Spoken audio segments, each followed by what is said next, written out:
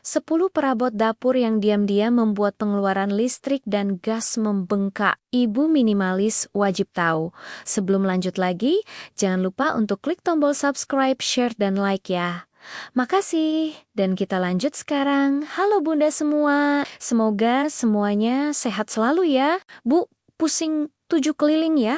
Melihat tagihan listrik dan gas yang harganya makin tidak masuk akal. Padahal rasanya kita sudah sehemat mungkin, sampai jarang masak yang ribet. Fenomena kenaikan tarif dasar listrik dan harga gas ini memang sedang jadi musuh nomor satu para ibu di seluruh penjuru negeri. Apalagi kalau melihat saldo rekening yang cuma numpang lewat, gara-gara pengeluaran rumah tangga meledak. Ada sebuah artikel kesehatan dan gaya hidup yang menyebutkan bahwa perangkat dapur seringkali menjadi penyumbang terbesar dalam kebocoran dompet secara halus karena kita sering abai pada efisiensi cara kerjanya. Jadi, buat teman-teman yang merasa sudah jadi Menteri Keuangan paling ketat tapi tetap saja tekor, mungkin masalahnya bukan di keinginan jajan kita, melainkan ada pengkhianat di balik pintu dapur yang sedang berpesta pora menghabiskan anggaran belanja bulanan. Yang paling pertama adalah, mari kita bicarakan tentang dispenser air galon yang selalu standby. Sepanjang waktu hanya demi segelas air panas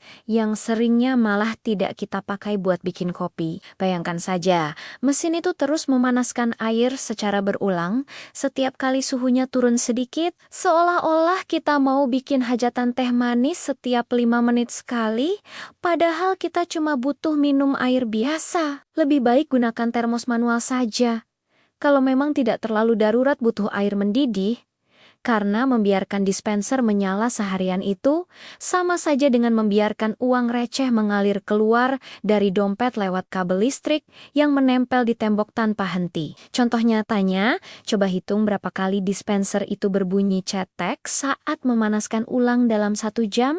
Itu adalah suara uang kita yang hangus terbakar percuma demi gengsi kepraktisan. Lalu ada rice cooker yang sering kita biarkan dalam mode penghangat sampai berpuluh-puluh jam hanya karena malas memindahkan sisa nasi ke wadah lain. Nasi yang sudah matang itu sebenarnya tidak perlu dipanaskan terus-menerus sampai warnanya menguning dan kering seperti kerupuk. Karena elemen pemanasnya itu memakan daya listrik yang lumayan konsisten sepanjang hari. Sebaiknya masak secukupnya saja atau segera cabut kabelnya setelah nasi matang. Karena membiarkan nasi dihangatkan seharian itu ibarat kita menyewa satpam untuk menjaga nasi, tapi bayarannya pakai tarif listrik industri. Kalau mau makan baru dipanaskan sebentar atau pakai cara dikukus lagi saja, itu jauh lebih hemat. Dan nasi tetap terasa pulen tanpa harus membuat meteran listrik berputar seperti gasing yang sedang kesurupan. Musuh dalam selimut berikutnya adalah kulkas yang isinya sudah seperti gudang logistik Perang Dunia Kedua, karena saking penuhnya sampai udara dingin tidak bisa bergerak. Kulkas yang terlalu penuh atau bahkan terlalu kosong, memaksa kompresor bekerja 2 kali lebih keras untuk menjaga suhu tetap stabil, yang artinya tagihan listrik akan melonjak tanpa ampun. Jangan lupakan juga kebiasaan kita yang sering membuka pintu kulkas sambil melamun atau mencari inspirasi masakan, seolah-olah ada jawaban masa depan di balik botol kecap. Setiap detik pintu kulkas terbuka, suhu dinginnya kabur, dan mesin harus banting tulang lagi untuk mendinginkannya kembali.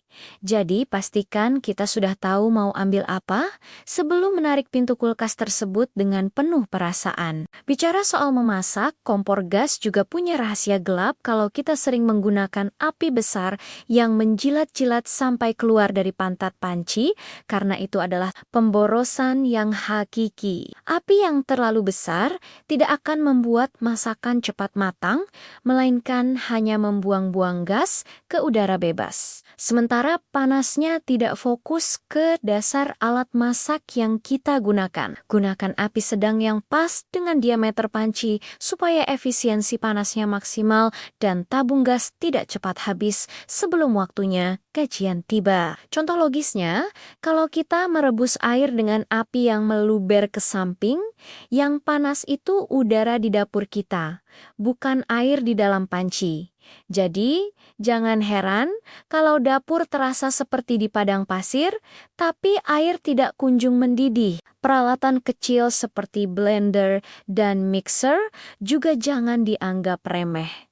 Karena meskipun pakainya cuma sebentar, tarikan daya awalnya itu sering membuat lampu rumah berkedip tanda beban berat. Banyak dari kita yang memaksakan blender bekerja menghancurkan bahan keras tanpa sedikit pun air, yang membuat motor mesin panas dan menyedot energi lebih banyak dari yang seharusnya. Rawatlah pisau blender agar tetap tajam sehingga proses menghaluskan bumbu jadi lebih cepat dan tidak perlu menekan tombol on selama bertahun-tahun hanya untuk satu mangkuk sambal. Ini soal efisiensi waktu juga, karena semakin lama mesin berputar, semakin banyak koin yang kita masukkan ke kantong perusahaan listrik negara secara sukarela tanpa tanda terima kasih.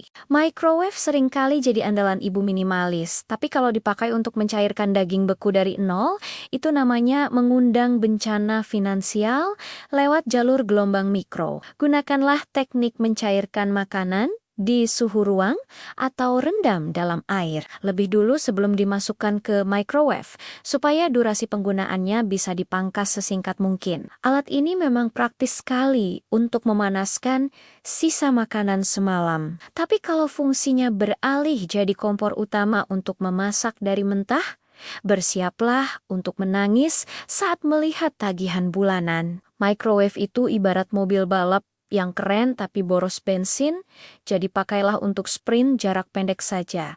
Jangan dipakai untuk perjalanan antar kota, antar provinsi, setiap hari. Air fryer yang sekarang lagi tren juga punya sisi gelap, karena elemen pemanasnya itu luar biasa rakus listrik, apalagi kalau kita memakainya berkali-kali dalam satu waktu. Memang gorengan jadi lebih sehat tanpa minyak, tapi kesehatan dompet juga perlu diperhatikan supaya tidak kena serangan jantung mendidih saat melihat meteran. Pastikan untuk memotong bahan makanan dalam ukuran yang seragam agar matangnya merata dan cepat. Jangan sampai air fryer menyala 1 jam hanya untuk menggoreng 3 potong tahu. Ingat, kenyamanan alat modern itu selalu ada harganya, dan harga itu biasanya tertulis dengan angka yang banyak di lembaran tagihan yang datang setiap awal bulan ke depan rumah kita. Cerek listrik atau kettle juga adalah salah satu pencuri listrik paling lihai di dapur, karena kemampuannya mendidihkan air dalam sekejap mata membutuhkan daya yang sangat besar. Seringkali kita mengisi air sampai penuh, padahal hanya butuh 1 cangkir kopi, yang artinya kita membuang energi untuk memanaskan air yang akhirnya dingin lagi tanpa digunakan. Isilah air sesuai kebutuhan saja, supaya prosesnya kilat dan listrik yang terpakai tidak terbuang mubazir untuk memanaskan. Air yang cuma jadi pajangan, ini adalah logika sederhana yang sering kita abaikan karena merasa air itu murah. Padahal panas yang dihasilkan dari listrik itu harganya mahal dan bisa buat beli daster baru kalau dikumpulkan. Terakhir, perhatikan kondisi karet pintu oven atau kulkas yang sudah getas dan tidak rapat lagi, karena itu adalah lubang hitam pengeluaran gas dan listrik. Kalau pintu tidak rapat, suhu panas atau dingin akan bocor keluar terus-menerus dan membuat mesin tidak pernah istirahat bekerja bagaikan kuli bangunan yang tidak dikasih minum. Rutinlah membersihkan bagian bawah atau belakang kulkas dari debu tebal supaya sirkulasi udara mesin lancar dan kinerjanya tetap prima tanpa harus menguras tenaga ekstra. Perawatan sederhana seperti ini sering dilupakan ibu-ibu karena kita lebih fokus pada apa yang dimasak daripada bagaimana alat masaknya bekerja. Padahal, dari sanalah penghematan besar bermula dengan cara yang sangat elegan. Mari kita mulai lebih bijak lagi melihat perabot di dapur bukan sebagai beban, melainkan sebagai partner yang harus kita atur jadwal kerjanya supaya tidak seenaknya sendiri menghabiskan uang belanja. Dengan sedikit perubahan kebiasaan, kita bisa tetap tampil minimalis dan modern tanpa harus merasa was-was setiap kali petugas pencatat meteran datang berkunjung ke rumah. Tetap semangat mengelola rumah tangga karena menjadi manajer dapur yang handal adalah prestasi luar biasa yang patut kita banggakan setiap hari di depan cermin. Semoga tips ini membantu teman-teman semua untuk lebih tenang dan bahagia dalam menjalani peran sebagai ratu dapur yang paling hemat namun tetap berkelas di mata keluarga. Akhiri semua pemborosan hari ini juga karena masa depan yang cerah dimulai dari dapur yang efisien dan dompet yang tetap tebal setiap akhir bulan tiba. Selamat mempraktekkan tips sederhana ini dan rasakan bedanya saat saldo rekening kita tidak lagi berkurang secara misterius hanya karena masalah sepele di sudut dapur. Terima kasih sudah menemani curhat dan ceritaku sampai akhir. Sampai ketemu lagi di episode video berikutnya. Salam semangat Bunda semua.